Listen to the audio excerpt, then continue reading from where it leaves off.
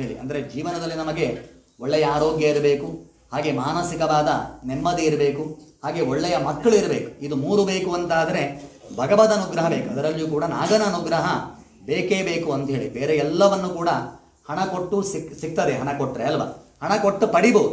ಆದರೆ ಈ ಮೂರನ್ನು, ಒಳ್ಳೆಯ ಆರೋಗ್ಯ, ಹಾಗೆ ಮಾನಸಿಕವಾದ ನೆಮ್ಮದಿ, ಹಾಗೆ ಒಳ್ಳೆಯ ಮಕ್ಕಳು, ಇದು ಮೂರು ಬೇಕು ಅಂತಾದರೆ ನಾಗನ ಅನುಗ್ರಹ ಬೇಕೇ ಬೇಕು ಅಂತ ಹೇಳಿ. ಅದರಲ್ಲಿಯೂ ಕೂಡ ಕಲಿಯುಗದಲ್ಲಿ ನಮ್ಮ ಕಣ್ಣಿಗೆ, ಪ್ರತ್ಯಕ್ಷ ಕಣ್ಣಿಗೆ ತೋರುವ ದೇವರು ಯಾರು ಕೇಳಿದರೆ ನಾಗದೇವರು ಮಾತ್ರ. ಅವನ ಅನುಗ್ರಹ ಆದರೂ ಎಲ್ಲ ವಿಧವಾದ ಸಂಪತ್ತನ್ನು ಕೊಡ್ತಾನೆ. ಸಂಪತ್ತು ಅಂದ್ರೂ ಕೂಡಲೇ ದುಡ್ಡು ಮಾತ್ರ ಅಲ್ಲ, ಆಗಲೇ ಹೇಳಿದಾಗೆ ಆರೋಗ್ಯ, ನೆಮ್ಮದಿ, ಹಾಗೆ ಒಳ್ಳೆಯ ಮಕ್ಕಳು, ಇದೆಲ್ಲ ಸಂಪತ್ತು ಅಂತೇಳಿ. ಅಂತಹ ಸಂಪತ್ತನ್ನು ಕೊಡ್ತಾನೆ. ಅವನ ಆಗ್ರಹ ಅಂದರೆ ಅವನ ಕ್ರೂರ ದೃಷ್ಟಿಗೆ ನಾವು ಬೀಳ್ತು ಅಂತಾದರೆ ನಮ್ಮಲ್ಲಿರುವ ಎಲ್ಲ ಸಂಪತ್ತುಗಳನ್ನು ಕೂಡ ನಾಗದೇವರು ಕಸಿದುಕೊಳ್ತಾರೆ ಅಂಥೇಳಿ. ಹಾಗೆ ನಾಗನ ಶಾಪ, ನಾಗನ ಕೋಪ ನಮಗೆ ಹೇಗೆ ಬರ್ತದೆ ಅಂತ ಕೇಳಿದರೆ ವಲ್ಮೀಕಚ್ಛೇದನ, ಆಗ ಸಂಕಲ್ಪದಲ್ಲೆಲ್ಲ ಹೇಳಿದ್ದಾರೆ, ನೀವು ಕೇಳ್ಕೊಂಡಿರ್ಬೋದು. ವಲ್ಮೀಕಚ್ಛೇದನ ಅಂದರೆ ಏನು? ನಾಗನ ಹುತ್ತವನ್ನು ನಾಶ ಮಾಡುವುದರಿಂದ, ಅಥವಾ ನಾಗ ನಡೆದಾಡತಕ್ಕಂಥ ದಾರಿಯನ್ನು ಮಲಿನತೆ ಮಾಡುವುದರಿಂದ, ಅಥವಾ ಬಾಲೇಶು ನಿಷ್ಠುರ ಭಾಷಣ ಅಂಥೇಳಿ, ಬುದ್ಧಿ ಬಾರದೇ ಇರುವ ಮಕ್ಕಳಿಗೆ ತುಂಬ ಜೋರಾಗಿ ಬೈಯುವಂಥದ್ದು ಅಥವಾ ಹೊಡೆಯುವಂಥದ್ದು, ಅದು ಕೂಡ ಸರ್ಪಶಾಪ ಅಂಥೇಳಿ. ಹಾಗೆ ಮತ್ತೊಂದು ಹೇಳ್ತಾರೆ, ನಾಗನನ್ನು ಭೂಧರ ಅಂತೇಳಿ ಕರೀತೇವೆ. ಭೂಧರ ಅಂದರೆ ಏನು? ಭೂಮಿಯನ್ನೇ ಧರಿಸಿಕೊಂಡವ ಅಥವಾ ಭೂಮಿಯನ್ನೇ ಹೊತ್ತುಕೊಂಡವ ಅಂತೇಳಿ. ಆದ್ದರಿಂದ ಭೂಮಿಯ ಮೇಲೆ ನಡೆಯುವಂಥ ಯಾವುದೇ ಒಂದು ಧರ್ಮ ಬಾಹಿರವಾದ ಕೃತ್ಯಗಳಿದ್ರು ಅದೆಲ್ಲವೂ ಕೂಡ ಪರೋಕ್ಷವಾಗಿ ನಾಗಶಾಪಕ್ಕೆ ಗುರಿಯಾಗ್ತೇವೆ ಅಂಥೇಳಿ. ಅಂತಹ ಯಾವುದೇ ಒಂದು ಜ್ಞಾನತೋ ಅಜ್ಞಾನತಃ ಅಂತೇಳಿ, ಗೊತ್ತಿದ್ದೋ ಗೊತ್ತಿಲ್ಲದೆಯೋ ಇದ್ದಿರತಕ್ಕಂಥ ಯಾವುದೇ ಒಂದು ಸರ್ಪ ಸಂಬಂಧವಾದ ಕೋಪಗಳಿದ್ರೂ ಪರಿಹಾರ ಆಗಬೇಕು ಅಂಥೇಳಿ ಮಹತ್ತರವಾದಂಥ ಆಶ್ಲೇಷ ಬಲಿದಾನವನ್ನು ದೇವರಿಗೆ ಸಮರ್ಪಣೆ ಮಾಡಿದ್ದೇವೆ. ಹಾಗೆ ನೀವೆಲ್ಲ ಆಲೋಚನೆ ಮಾಡುವುದು, ನಾವೆಲ್ಲ ಗೊತ್ತಿದ್ದು ನಮಗೆ ಯಾವುದೋ ನಾಗನಿಗೆ ನಾವು ತೊಂದರೆ ಕೊಟ್ಟಿಲ್ಲ ಅಂಥೇಳಿ. ಆದರೆ ನಮ್ಮ ಶಾಸ್ತ್ರದಲ್ಲಿ ಇನ್ನೊಂದು ಮಾತುಂಟು, ಇಹ ಜನ್ಮನಿ ಪೂರ್ವ ಜನ್ಮನಿ ಅನೇಕ ಜನ್ಮನಿ ಜನ್ಮ ಜನ್ಮಾಂತರೇಶು ಅಂತೇಳಿ. ನಾಗನ ದೋಷ ಹೇಗೆ ಕೇಳಿದರೆ ನಾವು ಇದೇ ಜನ್ಮದಲ್ಲಿ ಮಾಡಬೇಕು ಅಂತ ಹೇಳಿ ಏನಿಲ್ಲ, ನಮ್ಮ ಹಿಂದಿನ ಜನ್ಮದಲ್ಲಾಗಿರ್ಬೋದು ಅಥವಾ ಜನ್ಮಾಂತರಗಳಲ್ಲಿ ನಮ್ಮಿಂದ ಏನಾದರೂ ನಾಗನಿಗೆ ತೊಂದರೆ ಆಗಿದ್ದಿದ್ರೆ ಅದು ಸರ್ಪಶಾಪವಾಗಿ ನಮ್ಮನ್ನು ಕಾಡ್ತದೆ ಅಂಥೇಳಿ. ಅದಕ್ಕೆ ಪರಿಹಾರ ಏನು ಕೇಳಿದರೆ ನಾಗಾರಾಧನೆ ಮಾಡಬೇಕು. ನಾಗಾರಾಧನೆ ಏನು? ನಾಗನದ್ದಾದಂಥ ವಿಶಿಷ್ಟವಾದಂಥ ದೇವತಾ ಪ್ರಕ್ರಿಯೆ ಯಾವುದು ಕೇಳಿದರೆ ಆಶ್ಲೇಷ ಬಲಿದಾನ ಅಂಥೇಳಿ. ನಮ್ಮಲ್ಲಿ ಪರಶುರಾಮ ಕ್ಷೇತ್ರದಲ್ಲಿ ನಡೆದಷ್ಟು ನಾಗನ ಕೆಲಸ ಎಲ್ಲೂ ಕೂಡ ನಡೀಲಿಕ್ಕಿಲ್ಲ ಅಲ್ವಾ. ನಮ್ಮಲ್ಲಿ ನಾಗಮಂಡಲ ಮಾಡ್ತಾರೆ, ಗೊತ್ತಿರ್ಬೋದು ಅಲ್ವಾ. ಲಕ್ಷಾಂತರ ರೂಪಾಯಿ ಖರ್ಚು ಮಾಡ್ತಾರೆ, ಕೋಟ್ಯಂತರ ರೂಪಾಯಿ ಖರ್ಚು ಮಾಡ್ತಾರೆ. ಆ ನಾಗಮಂಡಲದಲ್ಲಿ ಬರತಕ್ಕಂತಹ ಅತ್ಯಂತ ದೊಡ್ಡ ವೈದಿಕ ಪ್ರಕ್ರಿಯೆ ಯಾವುದು ಕೇಳಿದರೆ, ಅಂದರೆ ದೊಡ್ಡ ಪೂಜೆ ಯಾವುದು ಕೇಳಿದರೆ ಆಶ್ಲೇಷ ಬಲಿದಾನ ಅಂಥೇಳಿ. ನಾಗಮಂಡಲದ ವಿಶೇಷ ಏನು? ಸಹಸ್ರಾರು ಜನರಿಗೆ ಸಂತರ್ಪಣೆ ಮಾಡ್ತಾರೆ. ರಾತ್ರಿಯ ಕಾಲದಲ್ಲಿ ಒಂದು ನರ್ತನ ಸೇವೆ ವಿಶೇಷಗಳು ಬಿಟ್ಟರೆ, ಅಂದರೆ ಡಮರು ಸೇವೆ ವಿಶೇಷಗಳು ಬಿಟ್ಟರೆ, ನಾಗನಿಗೆ ಅತ್ಯಂತ ಪ್ರೀತಿಕರವಾದ ಸೇವೆ ಯಾವುದು ಕೇಳಿದರೆ ಆಶ್ಲೇಷ ಬಲಿದಾನ ಅಂತೇಳಿ. ಈ ಸೇವೆಯನ್ನು ಮಾಡಿದರೆ ಜ್ಞಾನದೋ ಅಜ್ಞಾನದಷ್ಟ, ಆಗಲೇ ಹೇಳಿದಾಗಿ ಗೊತ್ತಿದ್ದೋ ಗೊತ್ತಿಲ್ಲದೋ ಇದ್ದಿರತಕ್ಕಂತಹ ಯಾವುದೇ ಒಂದು ಸರ್ಪದೋಷಗಳಿದ್ದರೂ ಕೂಡ ಅದು ಪರಿಹಾರ ಆಗತ್ತೆ ಅಂತೇಳಿ. ಹೇಗೆ ಪರಿಹಾರ ಆಗತ್ತೆ ಅಂತೇಳಿ ನಮಗೊಂದು ಸಂಶಯ ಬರ್ಬೋದು. ನಮ್ಮಲ್ಲಿ ಹಿಂದೆ ಪುರಾಣ ಕಥೆಗಳು ಬರುತ್ತೆ. ಹಿಂದೆ ಜನಮೇಜಯ ಎನ್ನುವಂಥ ಮಹಾರಾಜ ಸರ್ಪ ಯಜ್ಞವನ್ನು ಮಾಡ್ತಾನಂತೆ. ಯಾಕೆ ಅಂತ ಕೇಳಿದರೆ ಅವನ ತಂದೆಯಾದ ಪರೀಕ್ಷಿತ ಎನ್ನುವಂಥ ರಾಜನನ್ನ ಒಂದು ಸರ್ಪ ಕಚ್ಚಿ ಮರಣ ಹೊಂದಿರ್ತಾನೆ. ಆದ್ದರಿಂದ ನನ್ನ ತಂದೆಯನ್ನು ಕೊಂದ ಸರ್ಪ ಕುಲಗಳೆಲ್ಲ ನಾಶ ಆಗಬೇಕು ಅಂತ ಹೇಳಿ ಸರ್ಪ ಯಜ್ಞವನ್ನು ಮಾಡ್ತಾನಂತೆ. ಈಗ ನೋಡಿರ್ಬೋದು, ಹೋಮದಲ್ಲಿ ಯಾವ ರೀತಿಯಲ್ಲಿ ತುಪ್ಪವನ್ನೋ ಅಥವಾ ಸಮಿಧೆಯನ್ನೋ ಅಥವಾ ಚರು ಅಂದರೆ ಅನ್ನವನ್ನು ಹೋಮಕ್ಕೆ ಹಾಕ್ತೇವೋ, ಆ ಸರ್ಪ ಯಜ್ಞದಲ್ಲಿ ಹಾಗಲ್ಲ. ಸರ್ಪಾರ್ಯ ಸ್ವಾಹ ಅಂತೇಳಿ ಆಹುತಿ ಕೊಟ್ಟಾಗ ಇಡೀ ಸರ್ಪನ ಕುಲಗಳು ಬಂದು ಅಗ್ನಿಗೆ ಆಹುತಿ ಆಗ್ತಿತ್ತು. ಅಂದರೆ ಮೂಲ ಉದ್ದೇಶ ಏನು? ನನ್ನ ತಂದೆಯನ್ನು ಕೊಂದ ಸರ್ಪ ಕುಲಗಳೆಲ್ಲ ನಾಶ ಆಗಬೇಕು ಅಂತ ಹೇಳಿ. ಆಗ ಎಷ್ಟೋ ಸರ್ಪನ ಕುಲಗಳು ಅಗ್ನಿಯಲ್ಲಿ ಆಹುತಿಯಾಗಿ ಮರಣ ಹೊಂದಿಯಾಯಿತು. ಉಳಿದಂಥದ್ದು ಕೇವಲ 9 ಕುಲಗಳು ಮಾತ್ರ. ಆಗ ಆಸ್ತಿಕ ಎನ್ನುವಂಥ ಬ್ರಹ್ಮಚಾರಿ ಬಂದು ಯಾಗವನ್ನು ತಡಿತಾನಂತೆ. ಹಿಂದೆ ಹೇಗೆ ಕೇಳಿದರೆ ದೊಡ್ಡ ಯಜ್ಞ, ದೊಡ್ಡ ಯಾಗ ಆಗುವ ಸಂದರ್ಭದಲ್ಲಿ ಯಾವುದೇ ಒಬ್ಬ ಬ್ರಾಹ್ಮಣ ಬಂದು ದಾನವನ್ನು ಕೇಳಿದರೆ ದಾನ ಕೊಡಬೇಕು. ದಾನ ಕೊಡಲಿಲ್ಲ ಅಂತ ಆದರೆ ಯಾಗ ಪರಿಪೂರ್ಣ ಆಗುವುದಿಲ್ಲ. ಆಗ ಬಂದಂಥ ಬ್ರಾಹ್ಮಣ ಏನು ಮಾಡ್ತಾನೆ, ಆಸ್ತಿಕ ಎನ್ನುವಂಥ ಬ್ರಹ್ಮಚಾರಿ ಏನು ಮಾಡ್ತಾನೆ, ಉಳಿದ ಕುಲದ ನಾಗವನ್ನು ನನಗೆ ದಾನವಾಗಿ ಕೊಡಬೇಕು ಅಂತ ಹೇಳಿ ಜನಮೇಜನಲ್ಲಿ ಕೇಳ್ತಾನಂತೆ. ಆಗ ಜನಮೇಜನಿಗೆ ಉಭಯ ಸಂಕಟ ಆಗತ್ತೆ. ಸರ್ಪ ಯಜ್ಞ ನಿಲ್ಲಿಸಿದ ಅಂತ ಆದರೆ ಸರ್ಪ ಕುಲಗಳು ಉಳಿತಾವೆ. ಅಲ್ಲಿಗೆ ನಿಲ್ಲಿಸದೆ ಅಂತ ಆದರೆ, ನಿಲ್ಲಿಸಿ ನಾನು ದಾನ ಕೊಟ್ಟರೆ ಸರ್ಪ ಕುಲಗಳು ಉಳಿತಾವೆ, ಕೊಡಲಿಲ್ಲ ಅಂತ ಆದರೆ ಯಾಗ ಪರಿಪೂರ್ಣ ಆಗುವುದಿಲ್ಲ.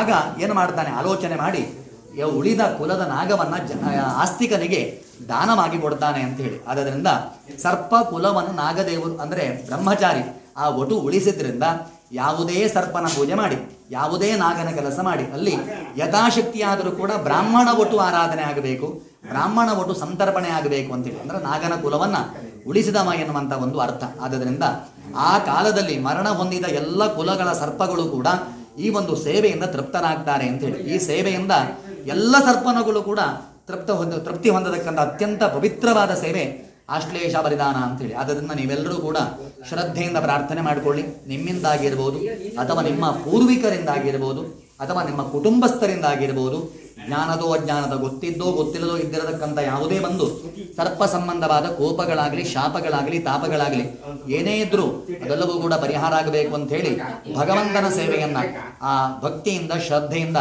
ಸೇವೆಯನ್ನು ಸಲ್ಲಿಸಿದ್ದೀರಿ. ಕೊಟ್ಟ ಸೇವೆಯಿಂದ ಆ ಭಗವತ್ ಆ ನಾಗೇಂದ್ರ ತೃಪ್ತನಾಗಿ ಬಂದಿರತಕ್ಕಂತಹ ಬರಬಹುದಾದಂತಹ ಯಾವುದೇ ಒಂದು ದುರಿತಗಳಿದ್ರು ಅದೆಲ್ಲವೂ ಕೂಡ ಪರಿಹಾರವಾಗಿ ಜೀವನಕ್ಕೆ ಬೇಕಾದ ಅತ್ಯಂತ ಮುಖ್ಯವಾಗಿ ಬೇಕಾಗಿರತಕ್ಕಂಥ ಒಳ್ಳೆಯ ಆರೋಗ್ಯ, ನೆಮ್ಮದಿಯುತವಾದ ಜೀವನವನ್ನ ಮುಂದೆ ಈ ಕ್ಷೇತ್ರಕ್ಕೆ ಇನ್ನು ಹೆಚ್ಚೆಚ್ಚು ಭಕ್ತನಾಭಿಮಾನಿಗಳು ಬರಬೇಕಲ್ವ, ಇನ್ನೂ ಕೂಡ ವಿಜೃಂಭಣೆಯಿಂದ ಸೇವೆ ನಡಿಬೇಕು, ಇನ್ನೂ ಕೂಡ ಹಾಗೆ ಸುಖದಿಂದ ಈ ಕ್ಷೇತ್ರಕ್ಕೆ ಬರಬೇಕು, ಕಷ್ಟ ಬಂದು ಬರಬಾರ್ದು. ಆ ರೀತಿಯ ಯೋಗ ಭಾಗ್ಯವನ್ನ ಆರಾಧನೆ ಮಾಡಿದಂಥ ನಾಗದೇವರು ಇಡೀ ಕುಟುಂಬಸ್ಥರಿಗೆ ಅನುಗ್ರಹ ಮಾಡಬೇಕು, ಭಕ್ತವರ್ಗಕ್ಕೆ ಅನುಗ್ರಹ ಮಾಡಿಕೊಡಬೇಕು ದೇವರೇ ಅಂಥೇಳಿ ಭಕ್ತಿಯಿಂದ ಭಗವಂತನಲ್ಲಿ ಪ್ರಾರ್ಥನೆ ಮಾಡಿಕೊಂಡು ಮಂತ್ರಾಕ್ಷತೆಯನ್ನ ಎಲ್ಲರೂ ಕೂಡ ಇಲ್ಲಿ ಬಲಿಮಂಡಲದ ಮೇಲೆ ಹಾಕಿ ನಮಸ್ಕಾರ ಮಾಡಿ. ಶ್ರೀಮದ್ ರಮಾರಮಣ ಗೋವಿಂದ ಗೋವಿಂದ.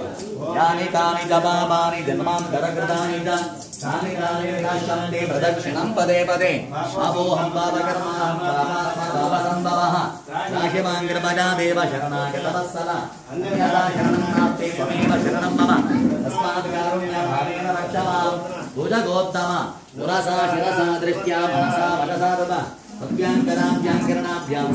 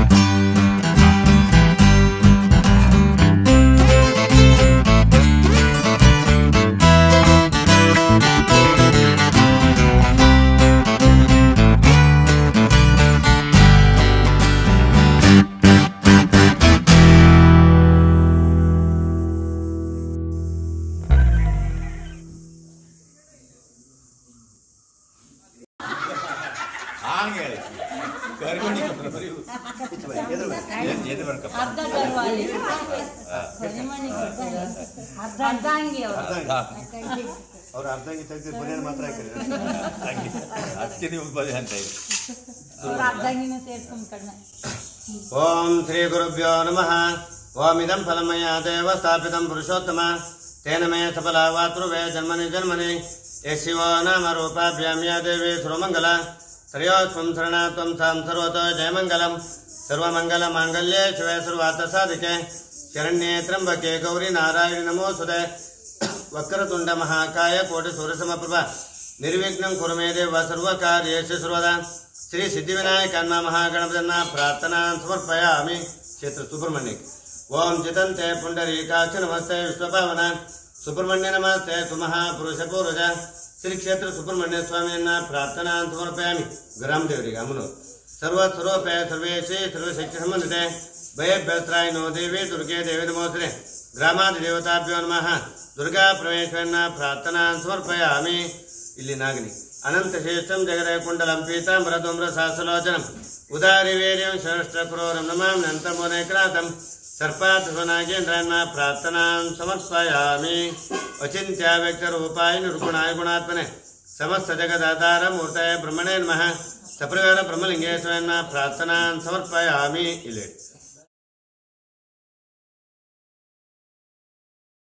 ಅಲ್ಲೇ ಒಂದು ಹೊಂಡ ಮಾಡಿ ಅಲ್ಲೇ ದೇವರನ್ನು ಹೂಗತ ಮಾಡೋದು. 360 ದಿವಸ ನಡೆಯುವಂಥ ಪೂಜೆ ಸ್ಥಳ. ಅದೇ ರೀತಿ ಕೂಡ ಅಲ್ಲಿಯೂ ಸಹ ವಿಶೇಷವಾಗಿ ಪೂಜೆ ನಡೀತಾ ಇರ್ತಾರೆ. ಆ ಪೂಜೆಯನ್ನು ಕೂಡ ವಿಶೇಷವಾಗಿ ಕುಟುಂಬದ ಬಗ್ಗೆ ಆಗಿ ಕೂಡ ಸರ್ವಪ್ರಾಯಶ್ಚಿತ್ತ ಆಶ್ಲೇಷ ಬಲಿ ಅಂದರೆ 7 ಜನ್ಮದಲ್ಲಿ ಇರ್ತಕ್ಕಂಥ ನಾನು ಸಂಬಂಧದ ದೋಷ ಅಂದರೂ ಕೂಡ ಆಶ್ಲೇಷ ಬಲಿ ಅಂತ ಪರಿಹಾರ ಶಾಸ್ತ್ರವಚನ. ಅದೇ ರೀತಿ ಕೂಡ ಆ ಪೂಜೆಯನ್ನು ಕೂಡ ವಿಶೇಷವಾಗಿ ನಾವೆಲ್ಲ ಸೇರಿ ಮಾಡ್ತಿದ್ದೇವೆ. ಬಂದಿರುವವರು ಅಥವಾ ಕೆಲವು ಬರಲಿಕ್ಕೆ ಆಗದೇ ಇರುವವರಿಗೂ ಅಥವಾ ಇನ್ನು ಕೆಲವು ಬರುವವರಿಗೂ ಕೂಡ ನಾಗ ಸಂಬಂಧವಾದ ಏನೇ ದೋಷ ಇದ್ದರೂ ಕೂಡ ಇವತ್ತಿಗೆ ಪರಿಹಾರ ಮಾಡಿ ದೀರ್ಘಾಯುಷನ್ನು ಸದಾರೋಗ್ಯನ ಸಕಲ ಸಂಪತ್ತನ್ನು ಕೂಡ ಸರ್ಪಾಧ್ಯಕ್ಷನಾಗಿದ್ದ ನಮ್ಮ ಕುಟುಂಬಕ್ಕೆ ನಮ್ಮ ಸಂಸಾರಕ್ಕೆ ನಾಗರ ಅನುಗ್ರಹವಾಗಿ ಕ್ಷೇತ್ರ ಸುಬ್ರಹ್ಮಣ್ಯ ಸ್ವಾಮಿ ಸದಾ ಅನುಗ್ರಹದಿಂದ ಚಂದ್ರದಿಂದ ಬಾಳಿ ಬದುಕದ ಯೋಗಭಾಗ್ಯನು ಅದಕ್ಕೆ ಬೇಕಾದ ಸಕಲ ಸಂಪತ್ತನ್ನು ಕೂಡ ನಾಗೇಂದ್ರ ಸ್ವಾಮಿ ಅನುಗ್ರಹ ಮಾಡಿದ್ದೇವೆ ಅಂತ ಪ್ರಾರ್ಥನೆ ಮಾಡಿ ಹಾಕಿ ನಮಸ್ಕಾರ ಮಾಡಿ. ಗೋವಿಂದಾನು ಗೋವಿಂದ ಗೋವಿಂದ ಪ್ರಾರ್ಥನಾ ಸಮರ್ಪಯ ಮಾಡ್ತೇವೆ. ಆ ಉದ್ಯೋಗದಲ್ಲಿ ಕೂಡ ನಾಗನ ಅನುಗ್ರಹ ಬೇಕು. ಆರೋಗ್ಯ ವಿಚಾರದ ಬಗ್ಗೆ ಕೂಡ ನಾವು ದೇವ್ರ ಮೊರೆ ಹೋಗಲೇಬೇಕು. ಒಳ್ಳೆ ಆರೋಗ್ಯ ಬೇಕಂತಾದರೆ ನಾವು ದೇವ್ರ ಮೊರೆ ಹೋಗಬೇಕು. ಅದೇ ರೀತಿ ಕೂಡ ಸಂತಾನ ಬೇಕಂತ ಇದ್ರೂ ಕೂಡ ನಾಗನ ಪ್ರಾರ್ಥನೆ ಮಾಡಬೇಕು ಶಾಸ್ತ್ರವಚನ. ಅದೇ ರೀತಿ ಕೂಡ ವಿಶೇಷವಾಗಿ 1 ವರ್ಷದ ನಂತರವೇ ಆಯಿತು. ಆ 1 ವರ್ಷ 360 ದಿವಸ ಸತತವಾಗಿ ನಾವು ಆ ಪಣವನ್ನು ಕೂಡ ಚಿನ್ನದ ಪಣವನ್ನು ಕೂಡ ವಿಶೇಷವಾಗಿ ಪೂಜೆ ಮಾಡಿದ್ದೇವೆ. ಇನ್ನು ಸ್ವಲ್ಪ ಸಮಯದಲ್ಲೂ ಕೂಡ ಅದನ್ನು ಭೂಗತ ಮಾಡ್ತೇವೆ. ನಾಗನ ಕಲ್ಲಲ್ಲಿ ಹಾಕಿ ಪ್ರಾರ್ಥನೆ ಇಟ್ಟು ಭೂಗತ ಮಾಡ್ತೇವೆ. ಆ ನಾಗ ಸಂಬಂಧವಾದ ಏನು ದೋಷ ಇದ್ದರೂ ಕೂಡ ಎಲ್ಲ ವ್ಯಕ್ತಿಗೆ ಪರಿಹಾರ ಮಾಡಿ ಮಾಡುವಂಥ ಉದ್ಯೋಗದಲ್ಲಿ ಯಶಸ್ಸನ್ನು ಕೊಟ್ಟು ನಾಗೇಂದ್ರ ಸ್ವಾಮಿ ಅನುಗ್ರಹ ಮಾಡೋದ್ರ ಮೂಲಕ ಒಳ್ಳೆಯ ಆರೋಗ್ಯವನ್ನು, ಒಳ್ಳೆಯ ಆಯುಷ್ಯವನ್ನು, ಒಳ್ಳೆಯ ಸಂಪತ್ತನ್ನು, ಸಮೃದ್ಧಿಯಿಂದ ಕೂಡ ಜೀವನವನ್ನು ಕೂಡ ಸರ್ಪಾದೃಷ್ಟವನ್ನಾಗಿಂದ ಇಡೀ ಸಂಸಾರಕ್ಕೆ, ಇಡೀ ಕುಟುಂಬಕ್ಕೆ, ಇಡೀ ಭಕ್ತಾದಿಗಳಿಗೂ ಕೂಡ ಅನುಗ್ರಹ ಮಾಡಬೇಕು ದೇವರಂತೆ ಪ್ರಾರ್ಥನೆ ಮಾಡಿ ಮಂತ್ರಾಕ್ಷತೆಯನ್ನು ಹಾಕಿ ನಮಸ್ಕಾರ ಮಾಡಿ. ಗೋವಿಂದಾನು ಗೋವಿಂದ ನಮಸ್ಕಾರ ಮಾಡಿ. ಓಂ ಯಾನಿ ಕಾನಿ ಚ ಪಾಪಾನಿ ಜನ್ಮಾಂತರಕೃತಾನಿ ಚ ತಾನಿ ತಾನಿ ವಿನಶ್ಯಂತಿ ಪ್ರದಕ್ಷಿಣ ಪದೇ ಪದೇ ಪಾಪೋಹಂ ಪಾಪಕರ್ಮಾಹಂ ಪಾಪಾತ್ಮ ಪಾಪಸಂಭವ ರಾಹಿಮಾನ್ ಕೃಪಯಾ ಅನ್ಯಥಾ ನಾಸ್ತಿ ತ್ವಮೇವ ಶರಣಂ ತಸ್ಮಾತ್ ಕಾರುಣ್ಯವಾನ್ ಮಾಂ ರಕ್ಷ ಭೂತ ನಮಸ್ಕಾರಾನ್ ಸಮರ್ಪಯ.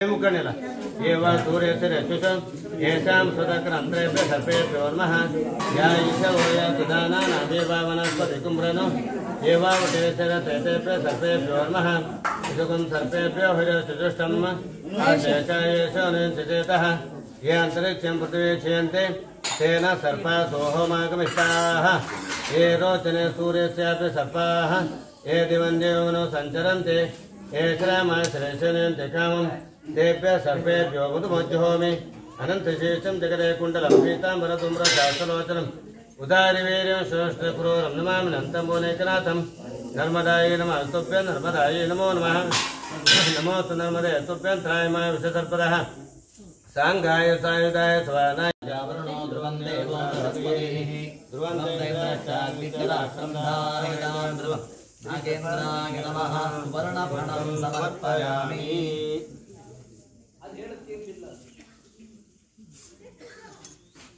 ಓಂ ಕಾಯೇ ನಮಃ ಕಾಮಶರ್ವಾ ಬುದ್ಧ್ಯಾತ್ಮನಾ ಪ್ರದೇಶಭಾವಾತ್ ಕರೋಮಿ ಯದ್ಯ ಸಕಲ ಪರಿಸ್ಥಿತಿನ अस्मात् के क्रोधिना उत्तरायण उत्तमेश्वरके वैशाख चैत्रमासे शुक्लपक्षे ओम कृष्णपक्षे पंचम्यां तिथवासरे ओम भानुवासरे माध्याह्नकाले यजमानमुद्दिश्य सर्वप्राचितास्ते शिवलिङ्गस्य नागेन्द्र उच्चपञ्चामृतानां सूक्ताभिषेक यावच्चित्यानामनाद षोडशोपचारक्रमणा भगवान् सर्वात्मश्री सर्पात्मनागेन्द्र प्रियता विष्णवे नमः अच्युतान्वनं तन्म गोविन्दान्म अच्युतान्वनं तन्म गोविन्दान्म हरान्म प्रणयन्म शिवशङ्कराय नमः.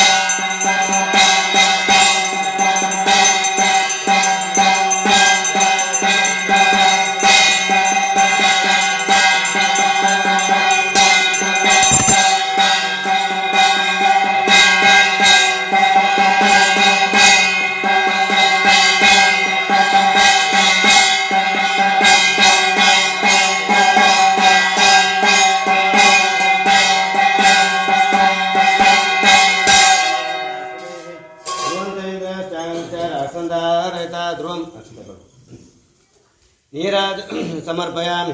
ओम अतो देवांतो नो यतो विष्णुचक्रमे